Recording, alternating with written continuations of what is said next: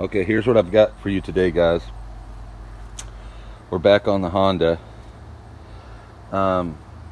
We've done a little bit more disassembly. I went ahead and got the fenders off.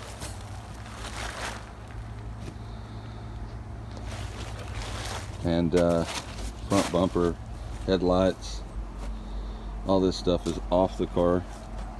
And then I still have to do the door handles and the mirrors right here.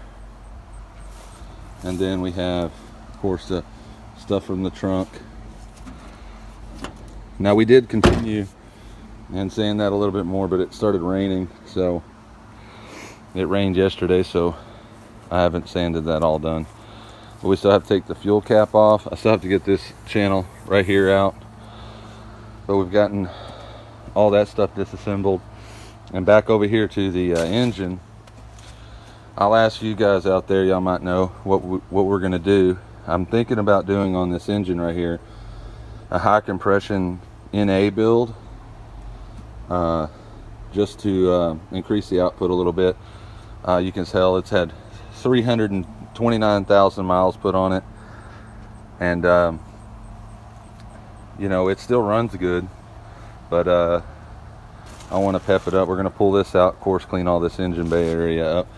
We've still got to sand all this stuff right here and get all that clean, but we'll just power wash all that, power wash this. I do have new inserts for the fenders right here, so we've got to get those totally out and installed. And then we have this front collision bar here. We've got to take all that off and put that on, but we still have to Scotch-Brite all that and clean it all up. But I did get some questions about how much we've taken off. We really haven't taken that much stuff off on this car to do it. I mean, we bought new fenders, new stuff, so we've got to put that new stuff on here. And you know, we still have to get the mirrors off. I haven't done the inside because you have to take that inside door panel off, and then we got to get that seam out of there on both doors. And here's how this is how you take the doors off. Now this must have popped out, but they just plug in on these Hondas. They have a plug-in port right there, and you can just take the doors off. But I don't want to take the doors off. I don't want to have to reline all that stuff. Of course, we haven't started the body work yet because we still have to get some more trim and stuff like that off.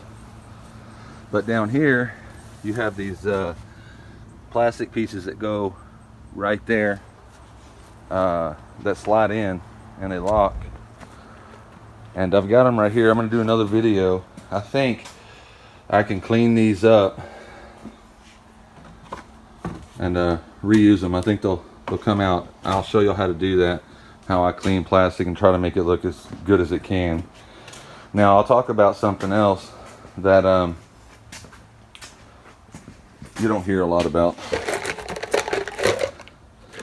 Now when you take these older cars apart, here's the bumpers, by the way. All that stuff's got to go on. You don't hear about these very often. Most people don't talk about them. You know, your little plastic pieces that hold everything together, you know, they go in here and they expand wherever they go, but they expand and they hold it. Now on these fenders,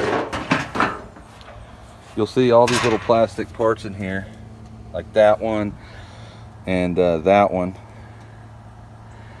you know, right here. You have to take all that out and put it in if you're going to reuse those. But on this, when I was taking off the inside guards right here, with a car of this age, you're going to run into this problem right here. They've gotten completely dried out, and you see how the head right there just broke right off. That's going to happen for you guys. I ordered a whole bunch of these, knowing that was going to happen, but I'm also going to reorder some more. I'm going to get some of the slip fits for the screws, you know. But when you have little plastic parts, 20 years of being in this position, they get dry rotted and the plastic hardens, and when you try to use them the way they were originally designed, they usually break. So don't be afraid to go ahead and cut them out. And that's what I did on these. When I couldn't get the heads off, the first two broke, I just abandoned that idea altogether, and I went ahead and got me my cutters over here, and I just cut them off. And I did the same on the bottom there for this. Like, there's a bunch of clips on the bottom here, the little screw tops. They're supposed to be able to screw them out, and they come right out, and you can slide it out. On a brand new car, yeah, that works, but not 20 years, because the plastic just crumbles as soon as you touch it. Now, we do still have to take this front collision bar off, and you know, we'll have to disassemble that and put it back on and get that collision bar in there. And we still have to Scotch-Brite all that with the soapy water, like I said. And we're gonna get on that probably tomorrow, and then we'll get all these little pieces out on these doors. And then we're gonna power wash this car, probably. But anyway, the thing is, on this, I kind of want to know what you guys, if y'all put in the comments, what y'all, you know, what would y'all like to see? Because I'll do a complete turbo build for y'all guys. It's not a new concept to put a forced induction on a Honda, but and that's what my wife wants. She wants to lean towards a small turbo build on this. Now, this is the D series motor. I mean, I'll say engine because I don't want to hear it in the comments. But yeah, it's a D16 something 7. But I looked the code up and it said it was out of a 99. But I'll pull that out, rebuild it on the stand to show you guys how to put it back together. And we'll do a turbo build or an NA build. I want to do an NA build with high compression. Run it on, run the compression up on it, run with the H-beam rods and all the bells and whistles, and rebuild it that way.